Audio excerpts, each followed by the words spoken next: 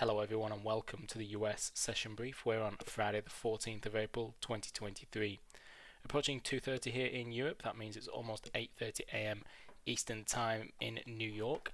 Means we're a couple of minutes away from the highlight of today's calendar being the retail sales figures. If you can see inside the TradeView pop-up here, if I just open it, you can see we've got around 1 minute. I've suggested this or mentioned it a couple of times now, but inside the economic calendar, for those who aren't familiar, if you open up one of the tabs like I just did, doesn't matter which one, and press the arrow down, for most of them you're going to get a description of some sort, like we just got here for the retail sales. So if you're wanting to learn a little bit more about why retail sales is important, and then you can do so inside here, and you'll also see what the previous results were as well as get a chart so you can follow the trends and see where they're heading overall. So yeah, highlight of the calendar. JP Morgan, Wells Fargo, BlackRock and United Health, we've seen beats all round from the earnings from all four except BlackRock, who beat on earnings but reported revenues in line. After yesterday's bullish surge in equity indices, we're seeing some pullback slightly so far today, despite gaps up from earnings. Gold remains relatively muted today. I say that just cautiously. Yeah, just double checking. Yeah, we are pretty much flat on the day now. After a really strong day yesterday, closing above last week's high. Can we finish above that? And then we are on to the all-time highs next week. Along with oil really and the dollar index, all relatively muted yields, and oil are marginally lower. I think, oh no, sorry, I meant higher. Oil ticking slightly higher, US yields slightly higher.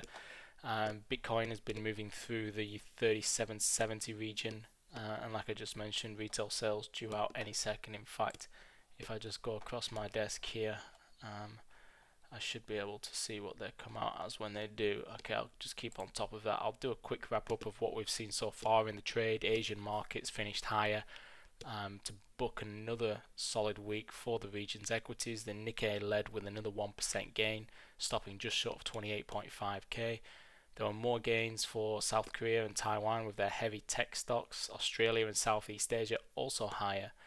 SoftBank is preparing to cash in on a long-held Alibaba stake. Asian bonds are drawing the biggest foreign inflow in over a year. China's exports rose unexpectedly in a positive sign for the economy. In Europe, European markets higher. Real estate, healthcare and food lead.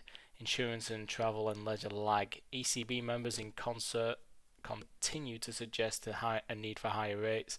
On the sidelines of the IMF World Bank spring meetings in Washington, usual hawks Nagel, Holtzman, Wunsch, Kazaks and Skiluna touted the need to do more on rates. So I've seen a stronger euro versus the US dollar flow coming out of that US dollar with softer PPI numbers yesterday than expected as well. Just signs that inflation is slowing down in the US.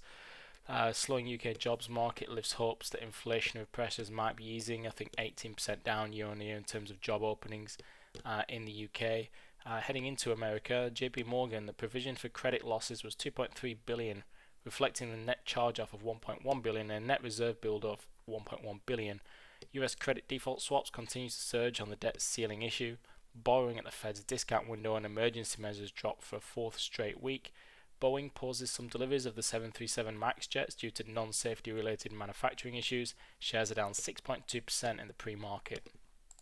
Let me just get back across the desk here, and I'm just getting the numbers through, which shows that retail sales are minus 1% for the month and expected 0.4% minus.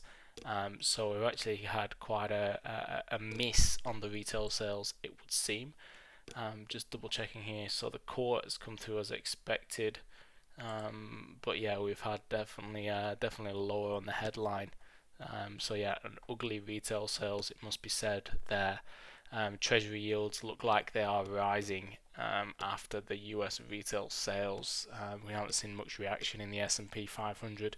You've seen a little bit of a move down there. Remember, we were just seeing, so this is with yields rising. You've seen flow now into the US dollar. So you've seen the dollar spike, as you can see, dollar yen, gold moving lower. not much reaction in the S&P, but that's basically the initial reaction to that miss on retail sales. Yeah, not too much more else to add from my end. Let's see how the rest of the day shapes up. The initial reaction looks like it's flow into the US dollar, with Treasury yields rising. So yeah, interesting reaction there, I would say, because you would usually be the way that markets have been reacting to misses in data recently, especially one like this. This one is suggesting that the inflationary pressures should be easing because you've had less retail sales, less money going into the economy. So I would have thought bonds yields, this is just my initial reaction, would have moved the opposite way, and this move would be actually the opposite way. So we'd be seeing flow out of the US dollar, much like yesterday's PPI when we saw. Sorry, was it the day before the PPI? Maybe I was wrong. Or it was yesterday, I can't remember now. But anyway, you saw flow into risk and out of the US dollar because it was just showing some signs of cooling inflation, much like with the CPI earlier on in the week. So I thought this retail sales miss would be the same. So you will see how the rest of the session develops from here. The market did get it wrong on the CPI the other day, and this was my comments at the time, because whilst it was a slight miss, we were also seeing stickier than expected core inflation, so the market did fade that move after a little while. So let's see if we do the same on that one, and the market's initial reaction here is wrong. You can see gold just coming off those lows straight away. I'll leave things there for today. I'll see you all inside the chat room. Thanks for listening, and all the best of your trading. Bye for now.